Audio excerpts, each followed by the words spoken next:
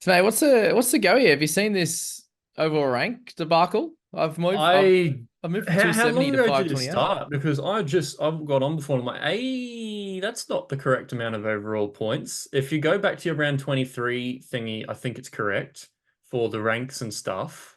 But yeah, the actual overall points and stuff is still messed up. So overall score 15 425. Yeah, because it's like missing like 3,000 or 4,000 or however many points, isn't it? Yeah, okay. How many what ranks did change you? Well, it put me from 6.7 to 7.6. Okay, so just random, hey. Yeah. Because Liam was messaging me, he was 24th and now he's out to 40th. And Bevan was ninth and he's out to 19th now. So Hmm. and then some people have gone the other way, like Matt moved from first down to fourth, and now he's back to second. So like, some people would be hoping for it to be the same, but most people I've seen they've gone back, like how they've doubled their rank or something like that. So a pretty interesting Yeah, I little wonder thing. if I it's thought, particular players or something, eh? yeah, I'm not sure. So yeah, we'll see how that one ends up. Hopefully, it's all sorted before game day anyway. But mate, a much better week for yourself. Talk me through it, and I'll as Oh, I'll get you up here. it was it was great for once. I had a really cracking week. It didn't feel like a fantastically humongous week, until I sort of looked at how many 20s and 30s from really good guys who are floating around.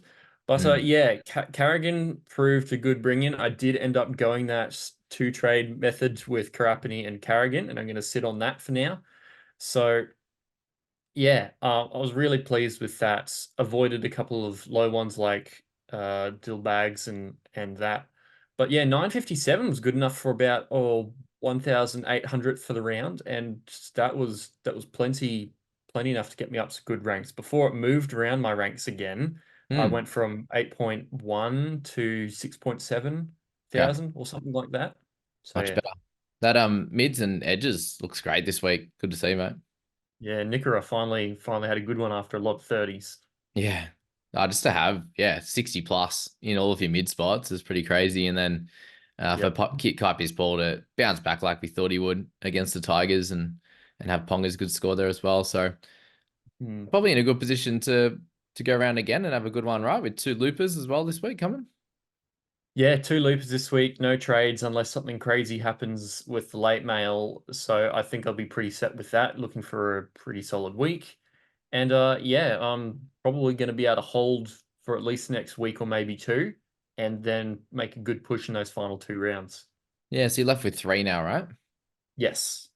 Awesome. There you go. Can't complain with that, that's for sure. Very, very good. Who are we targeting this week? That's the big question, mate. What are we rolling with? Oh, well, at the moment, it's really a question of who's that gun that you need and in what position do you need them? So you've got guys like Tedesco coming off a bye, fresh, revving up for finals, revving up for top four. But does he get rested? I suppose it really depends on where they finish on the ladder, but I don't think there's probably anyone that'll outscore Teddy in this next few weeks while he's Hmm. playing. Turbo's always up and down, so although he's been great, I really don't know if it'll be as high as you expect him to Yeah. be. But he, They he's an interesting point of difference if you want him. they feel like the two, don't they? And then Yeah. it's Top probably gets rested. Ponga could do it, but I wonder how do you think he's going to score against the Sharkies this week? Because they're pretty easy after that, the rounds for them. Yeah, well, I don't I have got absolutely no clue to be honest, because I thought the Titans might win and they didn't by a lot. Oh, So I don't know how to read it to be honest. It could be a really good Ponga score, or it could be they get stifled a bit because they weren't expecting it. So I think he'll still score all right though. He's not a bad bring in. I quite like him. Yeah. definitely. How good is it to see him at that price? He was about 800K for most of the year, it felt like. Yeah, well, he got to 775. And Manu brings up a good topic then, because we're sitting with three trades, right? You and I. So Yep. with four rounds to go, is it a week where you can make a bit of a marginal upgrade? Like in my situation, I'm on 77,000 in the bank. Manu's someone that we know that he can go big and get 60s and 70s, high 50s, whatever it is, and score a lot more than, you know, someone around that 520, like a Samuel Afenu or these types of players there. Is it worth making that one upgrade here, or do you think it's worth holding another week? If you can get rid of those guys who are absolutely doing nothing and will never be in your in your 17 unless we get those mass restings, maybe. Otherwise, it's not really going to change too much of your team, and I think you can wait a week. Like if you can pry like a hands out of your emergency, so you're never really planning to play other than maybe a loop, could work. Otherwise, I think it's a bit much. Yeah, almost will get on my team while we're here in 528th, apparently, not 264. But if we're looking at sort of really my strongest 17, we'll say we got Teddy and Watson coming back. We got Wilson out as the looper, which is cool. So Gray and the Rabbitohs do have the Tigers. That's something to note there as well. But it's Fainu, Gray would be outside that, and then one more. Greg Marzhew, I'd say, would be the three outside of that best 17, and then Gray or Blore could be that 17th guy. So is it kind of in that situation with the players that I've got around that? Whiten should be a 45 guy. Starling, should be fine. That was a bit of a shocker, wasn't it? There's a couple people actually finally bought in this week and picked up a 34 four blokes. Yeah. Um, I was toying with going in for Mixer and didn't. But I tell you, after Cook and Grant both scored in the 40s, I was like, Starlin's going to go crazy here and prove us all wrong. But nobody scored well at hooker last week, basically. So it didn't end up being too bad. there you go. We'll get into that. We'll get into Mixer in a sec, guys, for those playing along at home. But yeah, it's a question mark, isn't it? It's maybe just a loop early and then maybe try and make that decision. Because last week, Blore to Ponga was my option. And I decided to hold because that would have left me 2 with 4 to go. And if anything actually happened, which it didn't, right? There weren't really many injuries this week. I could have been in trouble. Is that type of upgrade, decent this week? Like we were saying there, like that 590 guy up to a Ponga type player, or do you think it's similar to the Manu situation? Yeah, I think it's a Manu situation because as well as having, well, you've got Teddy and Drinkwater and Garrick and Marju and Jai Gray. It feels like you've got enough. It doesn't feel like that extra points you'll probably push into that wing fullback is going to be that much more. And so I think he's a good option, but in your team, you've already got quite a few. Don't know if it needs to happen. Maybe if Latrell comes back and Jai Gray disappears, you can then move him onto either Latrell or Ponga as that one of those last trades or something. Mm. Yeah, it doesn't feel as it doesn't feel as nice this week. So I think I'll jump on you with that advice. And then coming into the following week is a little bit nicer. So obviously Sharks played really well last week, didn't they? They just so clinical and so strong through the middle, which was great. But then they come up against Bunnies, Titans, Dolphins. That feels maybe like a better buy next week than this week with Ponga for me. And there might be an injury in that outside backs as well. Hey. Yeah, there could be potential for there. Those last few weeks look pretty nice. And yeah, you don't know what you're going to get with the Sharks. If they show up and rev up for the finals, they could push out another low score for some of these nights outside backs. Yeah. Definitely feels like a week where you have to be sure with your trade. If you're at Yes. 3 or 2, because like nothing much has happened the last 2 weeks. But if I make that trade, let's just say I go Blore to Ponga, leaves me with 2, and then we have 2 injuries. I also have Drinkwater and Cotter out next week. So that's something to think about as well. And then you have 2 injuries. You make to big guys. Let's say if Fafita goes down and Plath goes down, I'm going to make those 2 trades. And then that's leaving yourself, no trades left for the last 2 rounds. And you get an injury again and then you play short. So yeah, well, what have we got? You got one Bronco on the bye, then you've got 2-2. a couple of Cowboys on the bye, then you've got a couple of 2 Tigers Tigers. on the bye, and then you've got the round 27 resting. So you might end up really needing those to even field like 18 sort of players you can loop and get a really nice 17. Yeah. Yeah, it just doesn't feel as nice. So think about that and compare that to your own team, guys. I think it's a good little thought this week because there's a lot of people around that sort of 2 to 4, I think, and those decisions are going to be pretty big for you, that's for sure. Mate, people are selling Carrigan because he's on a buy. No, Averages don't do that. 60 without Surely not. Haas. Yeah. Like you're selling Carrigan's a 8 trades left type of move, not a every 95% of people's situations type of move. And I don't really get why you'd sell him over somebody else, other than the Mm. fact that, oh, you're not getting points from him this week when you'll probably want that again next week. So that just feels like a huge waste. Man, I think there's a chance that he's a top two, top three scorer over the last 3 weeks. Yeah, I 100% agree. Like I think Yo's going to outscore him when they're playing, but I think the Mm. difference is going to be very close. And so, yeah, that's why I ended up going Carrigan in the end, despite me umming and ahhing over it last week in the video, because I just thought Carrigan is going to have to step up a lot and do a lot. And it ended up being a pretty decent play with no injuries happening. So we'll see how that goes. Yeah, like if you're just looking at this top list here, it's probably Cleary, one or two. Fafita's not even that playing that great, so it might be Yo, but it could also be a resting at some point for Isaiah Yo. And then it's Carrigan and Barnett, most likely, that are going to be that, and maybe like a DCE if he comes out, and pumps it over the next 3 or 4 weeks. So, yeah, I think that's a mistake. And just use him as a looper. We've seen how important those loopers have been the last few weeks as well. Yeah, so that was interesting. Thoughts on Murray now? He's moved back to 13. Does he become more of a buyer than what he was last week? I think he is. It's not quite happening compared to what we thought might happen in that if moving back to 13 role. I would prefer Carrigan to him, except Carrigan's not playing. So I don't know. If you desperately need a mid this week for some reason because you have Carrigan and not many other mids, like you can. Mm. But yeah, if you're not sure of it, as we were saying, I'd almost prefer just waiting for Carrigan. If you jumped off Plath 3 weeks ago, that's Oh, obviously incredibly unlucky. Could you jump back on? Or would you go Murray see, instead? that's tough because Plath relies on a lot of tackles and a lot of base to do what he does, and then he'll get a try or something and turn from an okay score into a big one. But we saw, yeah, when he's at hooker, sometimes he's not going to have the run meters at hooker. He's going to rely on different situations, and if that doesn't work out for him, there's not as much backup. So I think he's okay, but I'm not going to go if I wouldn't be rushing out to buy him as a top priority over everybody else, I guess, even though he just did score an 83. I'd probably rank him similar to Murray. I don't know if who I'd prefer over each of them. Yeah, I think that's a Who's pretty tough cheaper? one for sure. Is Cheapy, Murray mate, cheaper? sorry, go again. Is Murray cheaper? Just, I think. Yeah, 30K. Okay. Yeah. The last few weeks have been banging. He's averaging like 70 or something. So crazy.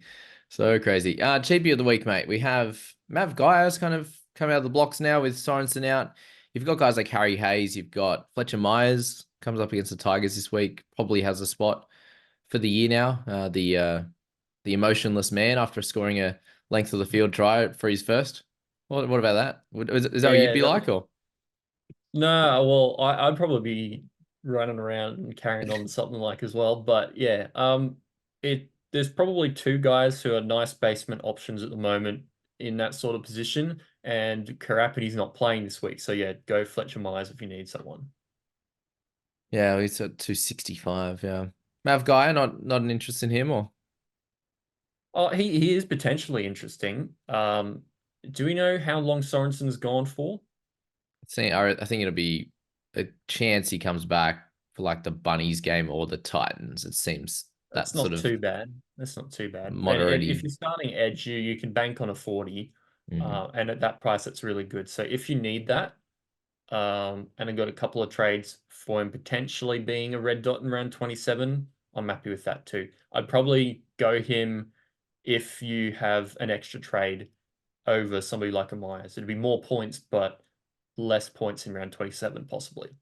Yeah, probably the big question is with going for the Gaia one, is that are you actually going to play him anyway? So Mm, whereas true. Myers, yeah, he's a very high chance of playing 27. Well, to be fair, Mav's probably going to be on the bench too anyway. So probably get something out of both of them in 27. Or just Fletcher against Roosters. Oh, Yeah. it could be a 10, couldn't it? Yeah, If they maybe play them maybe all. Tigers Knights you get some 30s and 40s out of them, and then Panthers Roosters you get a couple of 15s or something. Yeah, that same score he got against the Sharkies there. Yeah, I just could not believe he had no emotion. We need to find out what his story was. He just getting the job done, wasn't he? Ready to goal kick. Very sad, by the way, that he's taken Cook's goal kicking Oh, tee, but I was annoyed at that. oh, mate. All right. Anything else on the fantasy side before we turn to Mixer? Not so much. Actually, yes. Rest in peace, Scoops. Hopes for the Eels for the next 50,000 years. That that was as brutal as it gets. It was absolutely Oh, heartbreaking. yeah. Yeah. That was a tough game. Tough viewing. Or great viewing if you're a neutral or a Panthers fan. They're down 14 with 14 points with 7.5. 8 minutes, and then they scored Yeah. one and like, nah, this is it. We're gonna lose here. This is an Eels situation. It reminded me of the Cowboys one when we were 24 points down with like 30 minutes to go and lost like in the 2010s sometime. I think it was like 2015, 16. Wow. And yeah, it was worse because we had a chance to level it back up and then Gutho shanked it. And I'm just like, nah, He why? actually he kicked Why? it. He kicked the first one from the sideline, just bang straight out the middle. He seems to be very hit and miss. He puts all of it into it, but just yeah, depends Yeah. which way the legs going. Eh? It was a fun game nonetheless. But mate, I think this is pretty close to being correct up top there. Actually, it's not. Scratch that. We can't even comment too much on the guys up top. But I think there's a few with sort of 4 or 5 trades left. I think Benji's still up Mm. there. He's used a few of those trades. When we mentioned Alex there was a probably the highest chance of winning. He's a fair few points behind now, but still I think 1 or 2 extra trades. But the rest of them in that top 10 have kind of come together with that trade amount now, anywhere between sort of that 1 and 5. So it's gonna be a close one to Mm. finish with Pete taking that lead again. Yeah, it could come down to are there a lot of restings or are there not a lot of restings? Because if there's not a lot, then it's literally anybody's game. Mm. And Pete's got the best squad value there. But Matt actually commented on my YouTube channel there. He went from first to fourth. We said, yep, that was my tough week with 3 Roosters. He reckons he's going to come home with a wet sail and win this one now. So we'll Let's go. see how that one plays out. But mate, on the mixer side, how'd you end up? Ended up not going so great. I ummed and ahed between Lauren Brown for the hooker and Ponga for the wing fullback, and ended up going Cook and Pelit. And Cook ended up doing better than I thought it was going to be on Thursday because all the other hookers didn't do fantastic. Mm. Yeah, but then 18 from your wing fullback who you're trying to pick the highest one of the week. Nah, that's not really fantastic. So I've slid back to I think about 100th, 101st. Still, that's only about 120 points from the top or something like that, and there's plenty of weeks to go. So good stuff going forwards. Hale continues to get it done. Just pick her at mid pretty much. Yep. You had her again? Yep. Yeah, sweet. What'd you end up scoring? About 70 again, and Ooh. Taufa had a low one on 36. So if you went Hale, you benefited pretty well. Okay. It's just hard. Well, 120 points with what 6 players you pick, hey, 3 of each. So it's tough, but well, you probably just need 1 round of picking all the correct ones or close to it, and or getting a Yeah, sneaky 100 in there or something. yeah, it's good because the captaincy, especially for the women's, with Cleary basically just getting the armband most weeks, Mm. it's really important because I captained Isabel Kelly last week, thinking Nice. Roosters are going to flatten the Tigers. They kind of did, but Surgis got all the points instead. That's right. And yeah, so lost about 30 points captains there. So if I can make a few good captaincy decisions, make up a few points there, it won't be too much. Who's the standout upside play on the men's side? Ooh. It's really tempting to go Teddy this week, rested and refreshed. Mm. Because it was That could be Turbo really. last week, wasn't it? Yep. Turbo last week. Who else did you have? Barnett. Is Barnett getting a run? Is as many people picking Mitch? There's sort of a lot of people picking Yo, and then fair few people Feeder. picking between like Taufa and Hale. I've seen the odd person uh pick a Barnett, but yeah, you're usually getting what you're getting. And when the women's scoring about pretty much exactly the same for that position, you're possibly losing out on another. You've got to pick the positions quite strategically. Yeah. If I'm going to throw one out there, I do think that DCE is a fun one for Hmm. this week here. I think he's got a good chance of going large. A little 70 or 80 number is the Yeah. play, and it's probably a 25% chance, but Yeah, That's a good well, one in it's not a that. bad week to have a crack because this is the one week that Cleary might not go for a huge one. Although he does have a 71 average of his last 5 or 6 games against the Storm, so it's still not impossible for him to do well. But yeah, it could be an interesting move to go DCE just this week, and then most of the others you'll be wanting to go Cleary, I'd say. It's just too hard, isn't it? When you've got Cleary there, it's hard to go against him. Yeah. And hard to pick as you said, hard to pick a female on the half side when their scoring isn't as good on that side, isn't it? It's probably our best position, and the girls not so much, right? Yeah, the probably the weakest ones are the hooker and the half. And then when for the men's half is the best, there's very, very few circumstances where you'd ever just switch from Cleary, to be honest. Yeah, unless you thought an injury or a HIA or something was coming along. That's for sure. Dodging the I think system. we'll leave it there, mates. Any final thoughts? Any good lucks? Good luck to all of the Kolomatangi owners. I hope he returns to form for you because that was a bit brutal. Oh, yeah. Thankfully, got a little bump after updates to 26, but back to the edge, mate. And it's looks like he's going to teeter somewhere close to that 50 average, and I'll very much take a 50 this week, and hopefully he can get over for a meaty on that. What's he going to be? He'll be on the left edge when he back to that. Tallis on the right, so he'll be up against. Oh, Porter's been dropped, so you're up against Safe Fast. That's going to be an interesting little clash. Mm, After all that, Porter was killing it, and then he gets dropped for Safe Fast. So don't know, eh? yeah, it was a weird one. Anywho, thanks, legends. Thanks, Scoop. Getting on here early. And yeah, everyone have a cracking day.